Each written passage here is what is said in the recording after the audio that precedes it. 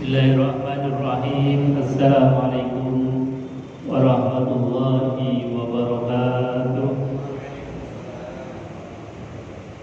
Bismillahirrahmanirrahim. Wa bi nasrillah.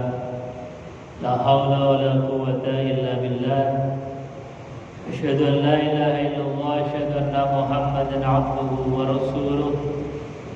Allahumma shalli wa sallim ala sayyidina Muhammad wa ala alihi wa sahbihi ajma'in. Rabbi israh li sadri wa yassir li amri wahlul 'uqdatam min lisani yafqahu qawli. Amma ba'd. Qala Allah ta'ala fi kitabil karim wa huwa asdaqul qailin. A'udzu billahi samil 'alim minasy syaithanir rajim. Bismillahirrahmanirrahim. Ya ayyuhalladzina amanu taqullaha haqqa tuqatih wa la tamutunna illa wa antum muslimun.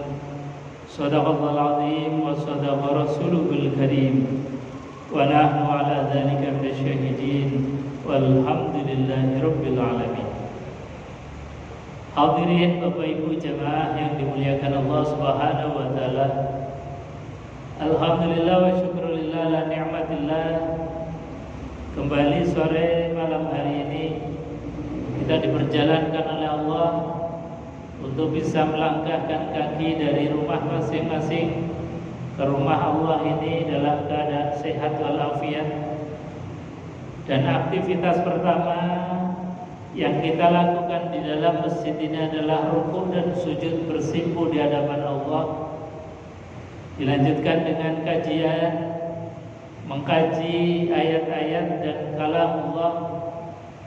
Maka mudah-mudahan hadirnya kita di tempat yang mulia ini dicatat sebagai amal soleh dan ibadah yang insya Allah akan diganti dengan surganya Allah. Amin Allahumma amin ya rabbal alamin. Kedua kalinya salawat dan salam kita haturkan kehadiran baginda Nabi besar Muhammad sallallahu alaihi wasallam, uswah teladan paripurna yang dengan kita selalu bersolawat kepada beliau, harapannya kita diakui sebagai umatnya. Amin ya rabbal alamin. Sebelum kita lanjutkan, mari kita bersolawat dulu kepada beliau baginda Rasulullah sallallahu alaihi wasallam. Sallallahu ala Muhammad sallallahu alaihi wasallam. Sallallahu ala Muhammad sallallahu alaihi wasallam. Ya Nabi salam alaika, ya Rasul salam alaika, ya Habib salam alaika, salawatullah alaika, sallallahu ala Muhammad sallallahu alaihi sallallahu ala Muhammad sallallahu alaihi wasallam. Allahumma shalli ala Muhammad. Hadirin Bapak Ibu jemaah yang dimuliakan Allah Subhanahu wa taala. Kita lanjutkan kajian kitab Qasasul Anbiya, kisah para nabi dan para rasul, yang masih pada kisahnya Nabiullah Yusuf alaihissalam. Memang cerita dan kisah sejarahnya Nabiullah Yusuf itu diceritakan panjang lebar di dalam Al-Qur'anul Karim, karena memang kisahnya menarik. Kisahnya ini menyentuh hati. Bahkan Allah mensifatinya nahnu naqussu 'alaikal qasas. Kami menceritakan ahsanal qasasi, sebaik-baiknya kisah. Jadi andai kata ini difilmkan, itu masuk pada film yang box office. Jadi aktornya itu bagus, ganteng, juga alur ceritanya romantis dan juga penuh hikmah, penuh dengan pelajaran untuk hidup kita. Dan juga kisahnya itu senantiasa mengadu-adu perasaan kita. Bagaimana gak mengadu-adu perasaan? Orang gak bersalah, dituduh bersalah, dijebloskan kepada penjara. Ini kan bagi orang yang melihat, baca, mendengar, menyaksikan, ini rasanya miris dan menyentuh hati. Tapi toh demikian Nabiullah Yusuf alaihissalatu wassalam ketika dijebloskan ke penjara, bahkan kemudian yang menjebloskan itu mengakui kesalahannya. Nabiullah Yusuf alaihissalatu wassalam pun tidak kemudian menjadi hatinya itu takabur, tidak menjadikan hatinya ini menyalahkan orang lain, tidak. Tapi apa yang dilakukan oleh Nabiullah Yusuf alaihissalatu wassalam ketika difitnah, dipenjara, bahkan kemudian yang memfitnah itu mengakui bahwa dia itu bersalah. Apa kata Nabiullah Yusuf? Di dalam Al-Quranul Karim direkam kalimatnya Nabiullah Yusuf.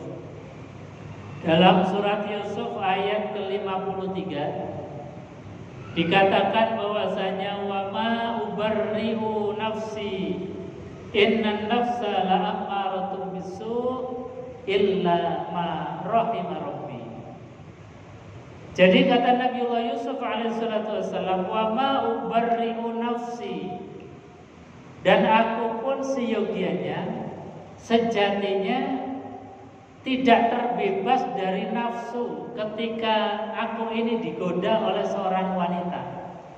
Digoda wanita cantik di dalam kamar, tidak ada yang melihat. Itu janjane Yusuf ya normal-normal saja. Ya kayak kita ini, kalau digoda oleh perempuan, ya kadang kemudian ladeni begitu. Janjane Yusuf pun sama. Beliau mengakui wa ma ubarri'u nafsi, sejatinya aku pun tidak terbebas dari nafsu-nafsu keumumannya, nafsunya manusia. Innan nafsa la'ammaratun bisu', yaitu apa? Sesungguhnya nafsu yang Allah titipkan ke dalam manusia itu la'ammaratun bisu', itu senantiasa mengajak kepada perkara-perkara yang jelek. Ini nafsunya manusia, semuanya. Enggak, itu yang namanya manusia biasa, manusia terpelajar, ustadz, kiai, ulama pun sama. Bahwasanya nafsu yang Allah berikan kepada manusia ini hakikatnya la'ammaratun bisu', ngajaknya kepada perkara-perkara yang enggak baik. Illa ma rahima rabbi, kecuali nafsu yang dibimbing oleh rahmatnya Allah. Nah ini nafsu kalau dibimbing oleh rahmatnya Allah, dibimbing oleh Quran, itu insya Allah akan terarah. Makanya sekali lagi butuhnya kita ngaji, butuhnya kita belajar, itu agar nafsu kita terkendali. Nafsu kita ini senantiasa mendapatkan rahimah Rabbi, mendapatkan kasih sayangnya Allah, bimbingan dari Allah Subhanahu wa ta'ala. Nah ini gak mudah. nafsu yang dapat rahmannya Allah atau rahmatnya Allah Subhanahu wa taala ini gak mudah. Kalau umumnya manusia, ya innan nafsa la'ammaratun bisu. Itu cenderung bahwasanya kita ini mengikuti hawa nafsu. Yang hawa nafsu itu cenderung mengajaknya kepada kejelekan. Itu sudah fitrahnya manusia begitu. Melihat perempuan kemudian tergoda, melihat harta benda juga kepencut, pengen memiliki. Itu sudah bawaan bayi manusia, memang begitu. Wong Allah memberikan kepada kita fa'alhamaha fujuraha wa taqwaha. Allah ilhamkan, Allah berikan modal kepada manusia dua sifat. Satu fujuraha, sifat jelek, yaitu tadi diantaranya adalah nafsu yang seringkali mengajak kepada kejelekan. Wa taqwaha, dan juga sifat takwa. Sifat takwa itu apa? Sifat takwa itu nafsu, tapi nafsunya ini bisa terkendali, yang mendapatkan rahimah Rabbi. Maka ini yang menjadi PR bagi kita. Caranya agar nafsu kita ini bisa terkendali, mendapatkan rahimah Rabbi itu bagaimana? Karena kita pun masuk ke dalam surga itu juga karena rahmatnya Allah Subhanahu wa taala. Karena rahmatnya Allah, bukan karena rajinnya kita sholat, bukan karena puasanya kita, bukan karena sedekah, zakat ataupun haji dan umrohnya kita, tapi murni kita masuk ke dalam surga itu karena rahmatnya Allah Subhanahu wa ta'ala. Karena kalau kita ini masuk surga mengandalkan amal, itu berapa sih amal kita? Sholat kita dalam umur kita ini berapa kali? Andai kata umur kita diparil 60, 70, 80 tahun, paling berarti sholat kita itu 1/4 dari itu. Berapa sih kalau kita ini mengandalkan masuk surga karena puasa kita? Puasa kita ini paling berapa kali sih di dalam umur hidup kita? Makanya sekali lagi kata Kanjeng Nabi Muhammad sallallahu alaihi wasallam, kita ini masuk surga karena rahmatnya Allah. Kemudian Kanjeng Nabi ditanya, wahai Rasulullah, apakah panjenengan masuk surga juga karena rahmatnya Allah? Iya, saya masuk surga juga karena rahmatnya Allah. Sebab sholatku, ibadahku ini kalau hanya untuk mengganti satu nikmat dari Allah saja gak cukup. Makanya saya hanya mengandalkan rahmatnya Allah untuk bisa masuk surga. Nah, termasuk kita ini di dalam mengendalikan nafsu. Kalau nggak karena rahmatnya Allah ini nggak akan bisa. Karena nafsu itu selalu bergejolak. Kalau nggak disiram dengan rahmatnya Allah, rasanya belum bisa untuk memadamkan apa yang menjadi gejolak nafsunya kita. Nah, bagaimana kita ini untuk mendapatkan nafsu yang dirahmati oleh Allah Subhanahu wa taala? Itu di dalam Al-Qur'anul Karim syaratnya itu paling tidak ada 3. 1, harus ada iman kepada Allah Subhanahu wa taala. Karena rahmatnya Allah itu di dunia ini ada 2. 1, rahmatnya Allah yang berupa rahman, dan yang kedua rahmatnya Allah yang berupa rahim. Makanya kita kalau mengawali segala sesuatu diingatkan dengan 2 sifat ini, dengan kita mengucapkan Bismillahirrahmanirrahim. dengan menyebut asma Allah yang Maha Pengasih, yang pengasihnya Allah ini tanpa pilih kasih. Semuanya ini diberikan oleh Allah. Yang beriman ya dikasih, yang belum beriman juga dikasih oleh Allah Subhanahu wa taala. Kenapa? Karena Allah Maha Rahman. Jadi rahmat Allah berupa Rahman dan ada rahmat Allah berupa Rahim. Yang Rahman ini digelar oleh Allah, diberikan kepada siapapun. Yang iman ya dapat, yang gak iman juga dapat. Yang taat ya dapat, yang ahli maksiat juga dapat. Cuman rahmannya Allah yang digelar diberikan di dunia ini, kata para ulama itu baru 1%.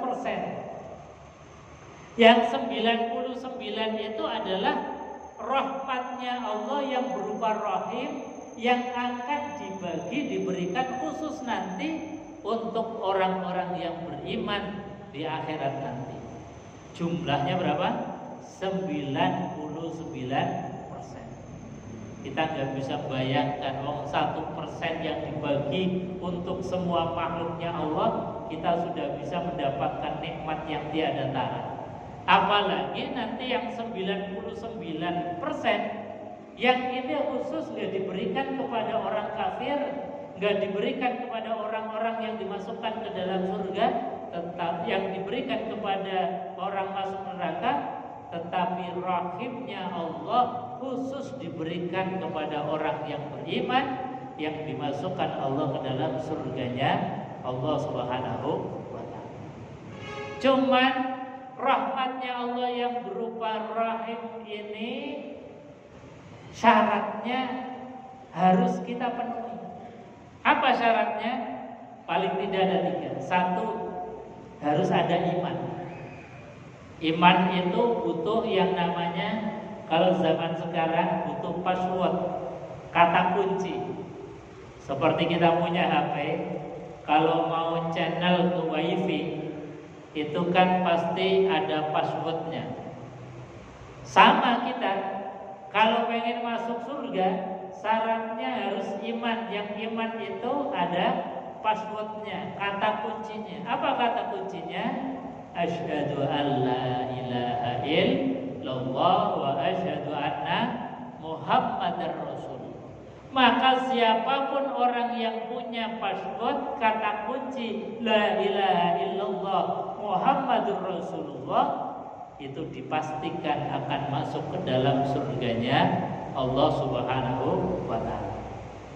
Makanya Kanjeng Nabi mengingatkan kepada kita, kalau kita ini sudah tahu kuncinya surga, mbok dicepengi, dipegangi teguh-teguh, jangan sampai lepas. Karena ini mahal.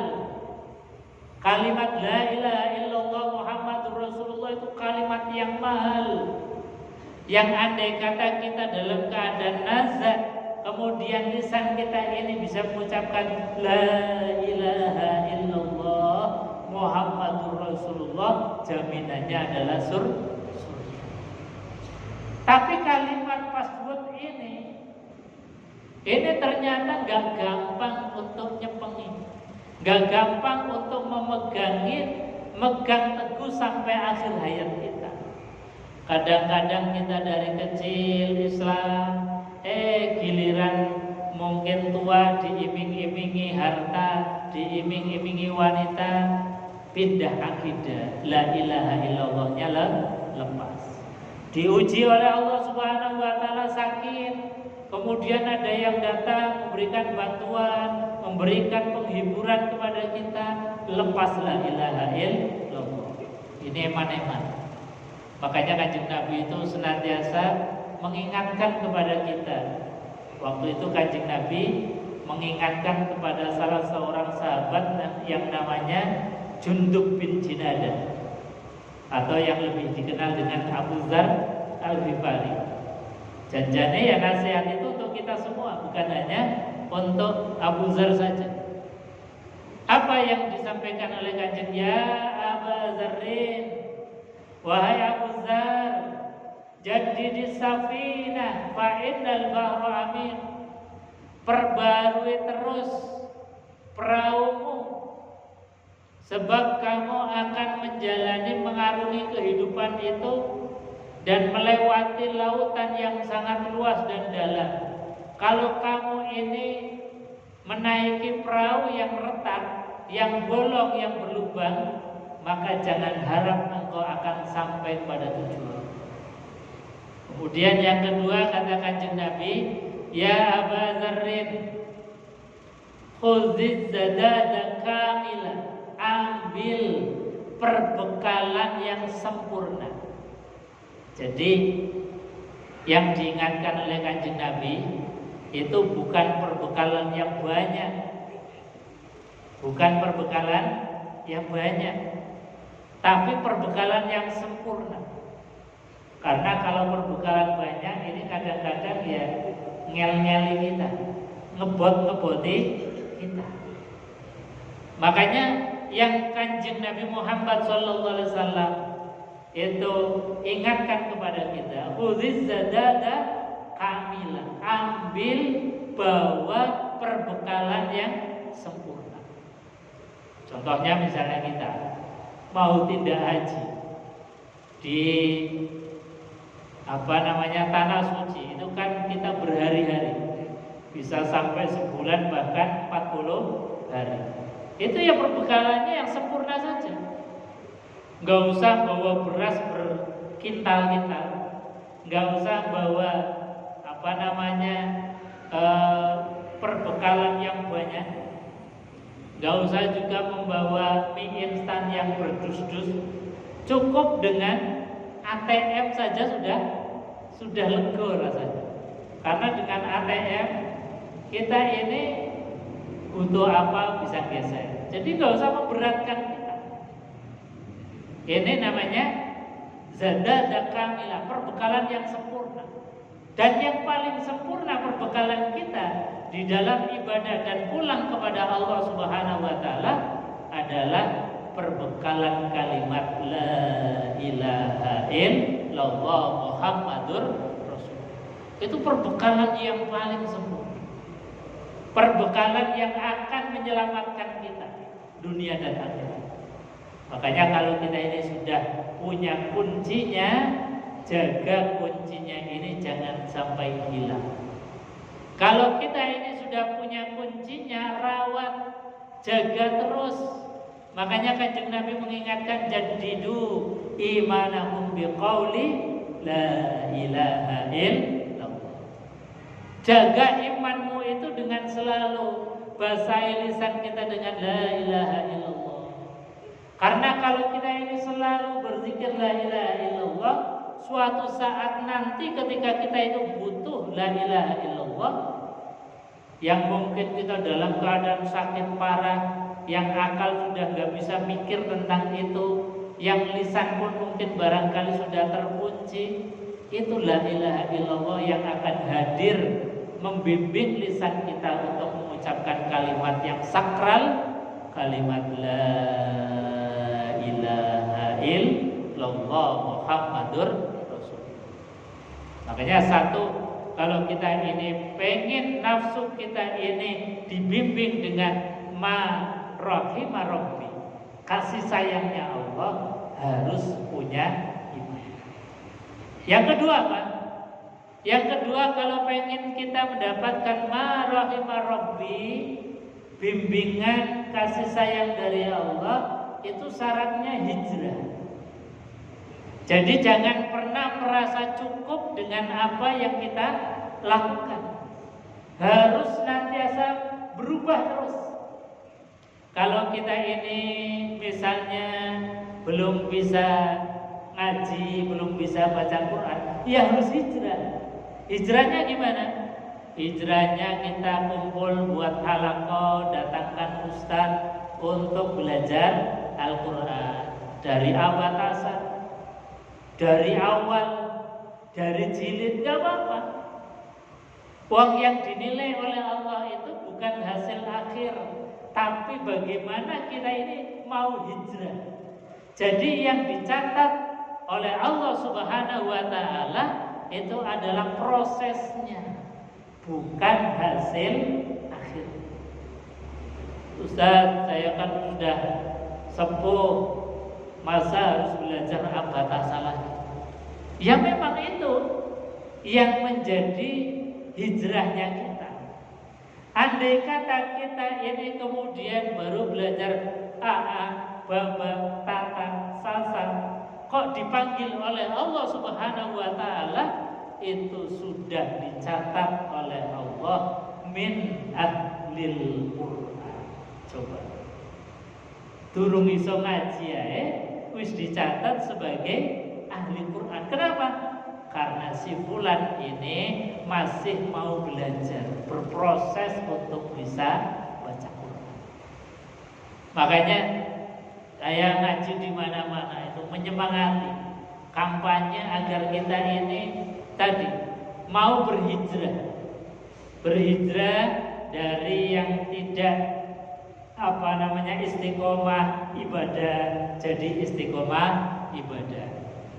Yang dulunya belum rajin untuk jamaah, hijrah untuk jamaah. Yang dulunya belum bisa baca Quran, hijrah untuk melatih diri membaca Al-Quran. Makanya saya dorong takbir itu untuk menyelenggarakan halakoh Al-Quran. Jadi misalnya habis sholat maghrib, yang bisanya waktunya sholat maghrib, habis maghrib luangkan waktu, mungkin sama imamnya atau ustadz yang ditunjuk, 1 halaman setoran. 1 minggu, 1 pekan, 2 kali saja. Itu insya Allah 1 tahun sudah bisa baca Al-Quran. Saya sudah praktekkan. Karena habis ini saya juga ngajar ngaji khusus untuk baca Al-Quran di Masjid An-Nur. Ini 1 tahun berjalan sudah bisa baca Quran. Bapak Ibu sepuh. Tapi semangatnya luar biasa. Itu namanya hijrah. Jadi jangan pernah merasa kita cukup dengan apa yang kita punyai, yang kita lakukan. Karena apa? Karena perintahnya Quran, faiza faraghta fansab. Kita apalah ayatnya. Allah katakan faiza faraghta, ketika kalian itu sudah mencapai 1 titik tertentu, maka jangan merasa cukup, merasa bangga dengan capaian itu, tapi fansab, melanjutkan dengan kelas berikutnya, melanjutkan dengan apa yang kita belum punyai, apa yang belum kita bisa. Ini perintahnya Allah di dalam Al-Quranul Karim. Dan ini ciri untuk mendapatkan rahmatnya Allah. Jadi sekali lagi, jangan pernah merasa kita cukup terhadap capaian ibadah kita. Kalau kita sudah terbiasa untuk jamaah, ya istiqomah. Yang sudah kita bisa istiqomah, kita mulai belajar makna dan kandungan doa-doa yang di dalamnya dan lain sebagainya. Ini namanya hijrah. Setelah kita bisa berhijrah, maka cara mendapatkan rahmatnya Allah Subhanahu wa Ta'ala yang berupa rahim itu harus wajahatu fi sabilillah. Jadi kata para ulama, makna wajahatu fi sabilillah ini bukan hanya mengangkat senjata melawan musuh, enggak. Wajah itu artinya bersungguh-sungguh terhadap apa yang akan kita lakukan. Jadi bersungguh-sungguh menghadiri halaqah majelis ilmu, bersungguh-sungguh di dalam belajar, bersungguh-sungguh menghadiri guru kita untuk belajar. Ini namanya wajahidu fisabilillah. Maka kalau orang itu sudah punya iman, kemudian dia berhijrah, pokoknya diperbaiki terus kualitas hidup kita. Kemudian ada kesungguhan, yaitu wajah fisabilillah. Yakin bahwa orang-orang yang seperti itu nafsunya sudah terkendali. Dan ini yang disebut di dalam ayat ini yang diucapkan oleh Nabiullah Yusuf adalah innan nafsa la'ammaratun bisu' illa ma rahimah rabbi. Bahwasanya nafsu itu seringkali mengajak kita ini senantiasa melakukan keburukan, kemalasan, nggak mau berubah. Itu nafsu kita. Illa man rahimah rabbi, kecuali nafsu yang dibimbing oleh rahmatnya Allah. Nah, caranya mendapatkan rahmatnya Allah ini yang harus kita ikhtiarkan. Iman, alhamdulillah kita sudah punya. Tinggal hijrahnya kita. Mau nggak kita hijrah?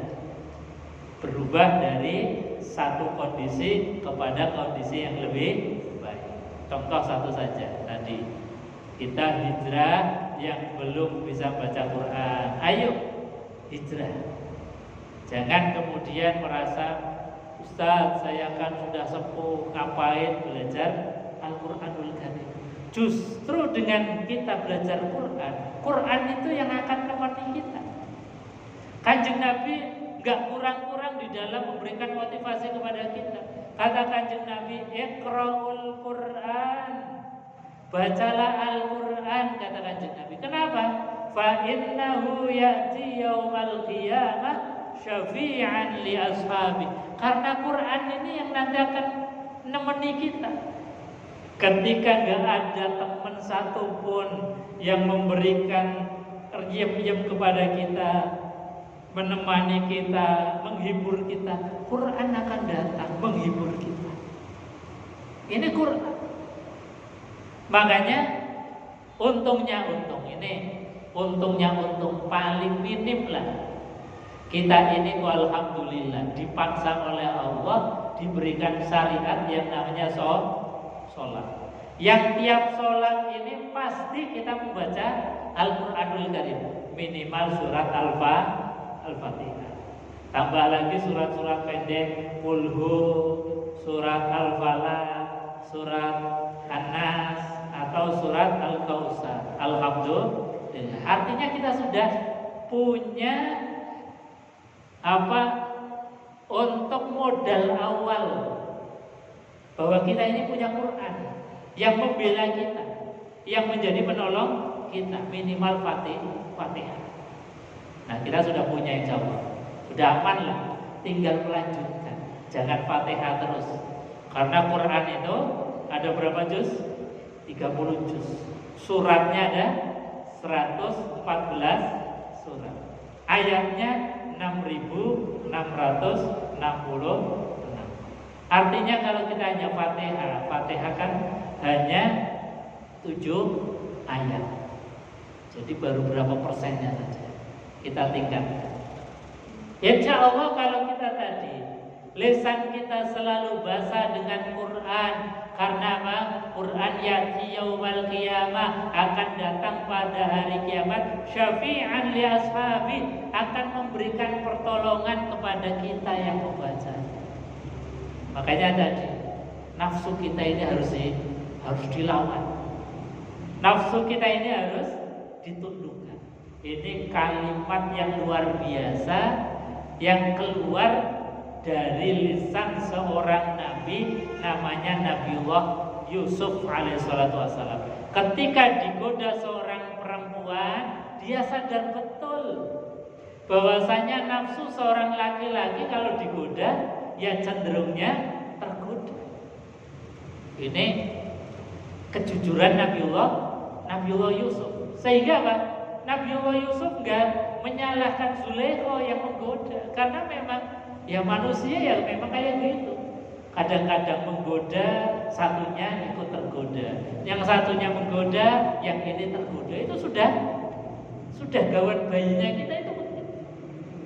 Cuman kita ini yang punya nafsu, bisakah kita ini mengendalikannya?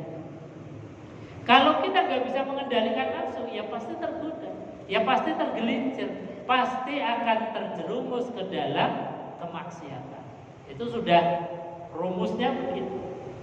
Jadi rumus pastinya kalau kita ini kan diberikan oleh Allah nafsu, gawat bayinya kita, modalnya kita diberikan nafsu. Tapi ketika nafsu ini diumbar akan menjadi celaka untuk diri kita.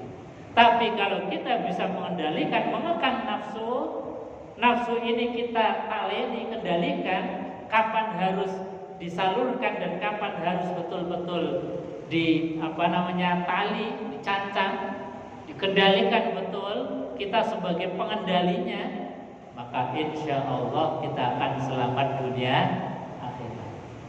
Nah, ini sekali lagi bahwa kalimatnya sederhana, tapi ini mutiara hikmah yang keluar dari lisannya Nabiullah Yusuf. Makanya saya cerita Nabiullah Yusuf itu eman kalau hanya globalnya tok. Eman kalau hanya menceritakan Nabiullah Yusuf, Nabi sing ganteng, kemudian digoda oleh perempuan, itu rasanya eman. Karena apa? Setiap ayat dan kalimatnya ini mutiara-mutiara berharga. Dan ini terapi sekaligus obat untuk hati kita. Mau nggak hati kita ini diobati? Tergantung kita. Kalau hati kita ini mau diobati, didiagnosa, oh ternyata hatiku ini masih lemah ya Allah. Kadang-kadang sok-sok ikut tergoda, uruh duit ya tergoda, uruh wanita ya tergoda. Berarti hatiku ini belum terkendali, belum mendapatkan ma rahimah rabbi.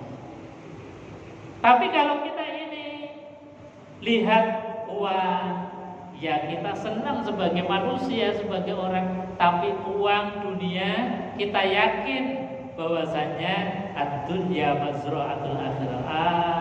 Dunia ini hanya sawah ladang saja.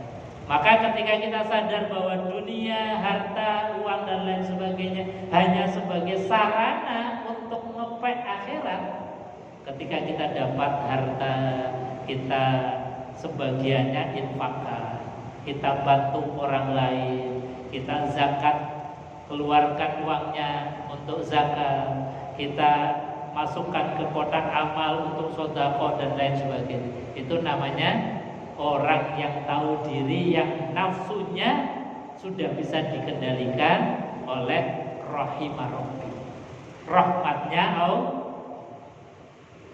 Tapi kalau orang itu nyekeli gondelin dunia sampai nazar, sampai mau mati pun kadang-kadang nggak mau mati. Sudah nazar, sudah nafasnya di tenggorokan, masih mikir tanahnya, masih mikir duitnya, masih mikir perusahaannya, masih mikir macam-macam. Padahal nafasnya sudah di tenggorokan. Ini artinya orang yang pengen genggam dunia selama. Padahal dunia seberapa sih? Dunia nikmatnya hanya kecil, dikit. Tapi akhirat itu nikmat yang abadan untuk selama-lamanya. Maka tadi didikan, nasihat dan contoh dari Nabiullah Yusuf alaihissalam ini mengajak kita, mendiagnosa kita. Hati kita ini hati yang mudah terpengaruh oleh dunia atau tidak? Kalau kita ini sudah bisa nyancak dunia, kalau sudah bisa mengekang nafsu, memanage nafsu, nah berarti bersyukurlah. Kenapa? Karena nafsu kita ini sudah dikendalikan oleh rahmatnya Allah. Ketika di masjid sudah hayya 'alas shalah, janjane kan kita masih senang kongko-kongko, ngopi-ngopi, ngobrol. Tapi kita bisa mengendalikan. Sudah azan, maka kita langkahkan kaki, ambil wudhu ke masjid. Ini berarti nafsu kita itu sudah nafsu yang terkendali. Sudah nafsu yang mendapatkan ma rahimah rabbi. Makanya beruntung, bersyukur, jaga itu. Ketika kita ini belum tahu, kemudian hadir di majelis ilmu agar mendapatkan nasihat dari guru, nasihat dari Al-Quran, nasihat dari Allah, kita hadir di majelis ilmu. Padahal di luar, ketika kita ini keluar dari masjid bisa santai-santai, bisa dolanan HP, bisa lihat TV. Tapi kita mampu untuk mengendalikan. Berarti nafsu kita ini nafsu yang sudah tercerahkan, nafsu yang sudah mendapatkan ma rahimah rabbi. Ini gak gampang. Sekali lagi ini gak gampang. Makanya syarat mendapatkan nafsu yang terkendali, mendapatkan rahimnya Allah, harus ada iman. Gak ada orang yang gak beriman kemudian mau ngaji, itu gak ada.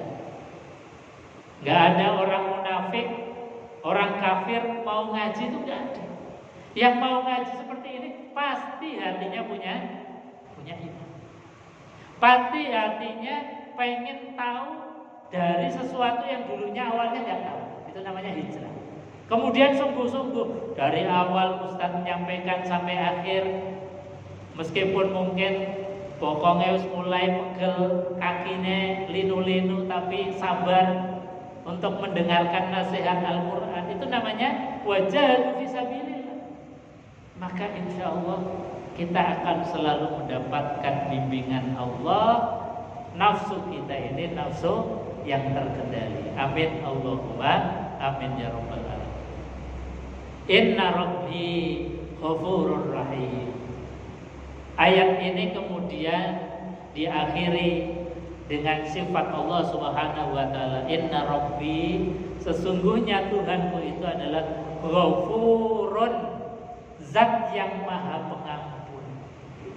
Jadi kalau kita kadang-kadang sok-sok kepleset, tapi kita tidak lupa beristighfar, bertobat kepada Allah, ampunannya Allah itu lebih luas dibandingkan dosa kesalahan kita. Bahkan caranya menghapus dosa sudah dikasihkan oleh Allah Subhanahu wa taala, dicontohkan oleh Kanjeng Nabi. Antara wudu dengan wudu berikutnya itu juga kafarah. Bahkan ketika wudu sendiri, ketika kita ini membasuh muka, dosa yang disebabkan oleh muka berguguran, rontok. Ketika kita membasuh tangan, dosa yang disebabkan tangan rontok semua. Ketika kita mengusap kepala rambut, maka dosa yang ada di rambut kepala ini juga rontok. Ketika kita membasuh kaki, juga dosa yang disebabkan oleh kaki rontok. Bahkan kata Rasulullah, bainas shalah was shalah kafarat, bainal jum'ah wal jum'ah kafarat, bainas siyam was siyam kafarat. Antara sholat satu dengan sholat berikutnya penutup dosa. Antara Jumat satu dengan Jumat berikutnya juga penutup dosa. Antara Ramadan satu dengan Ramadan berikutnya penutup dosa. Jadi kita sebagai umat Rasulullah itu rasanya gak mungkin punya dosa. Karena apa? Karena stepnya, tipnya itu sangat banyak. Jadi kita ini insya Allah selalu dosa-dosa yang kita lakukan berguguran diampuni oleh Allah Subhanahu wa ta'ala. Bahkan meskipun dosa kita ini misla zabadil bahr, bagaikan buih yang ada di lautan, bagaikan pasir yang ada di pantai. Kata Rasulullah, kalau kita rutin pagi sore membaca ayat kursi, maka dosa-dosa kita, meskipun dosanya itu bagaikan buih di lautan, bagaikan pasir di pantai, saking banyaknya, tapi kalau kita rutin berzikir untuk membaca ayat kursi, insya Allah dihapuskan oleh Allah Subhanahu wa ta'ala, diampuni oleh Allah. Makanya akhir dari ayat ini Allah katakan, inna rabbi, sesungguhnya Tuhanku itu adalah ghafurun rahimun, zat yang maha pengampun dan zat yang maha penyayang. Maka mudah-mudahan kita yang hadir di majelis ini diberikan oleh Allah nafsu yang mendapatkan rahimnya Allah Subhanahu wa ta'ala. Amin ya rabbal alamin. Kita tutup majelis ini dengan doa kafaratul majelis bersama-sama. Bismillahirrahmanirrahim. Subhanakallahumma wa bihamdika asyhadu an la ilaha illa anta astaghfiruka wa atubu ilaik. Assalamualaikum warahmatullahi wabarakatuh.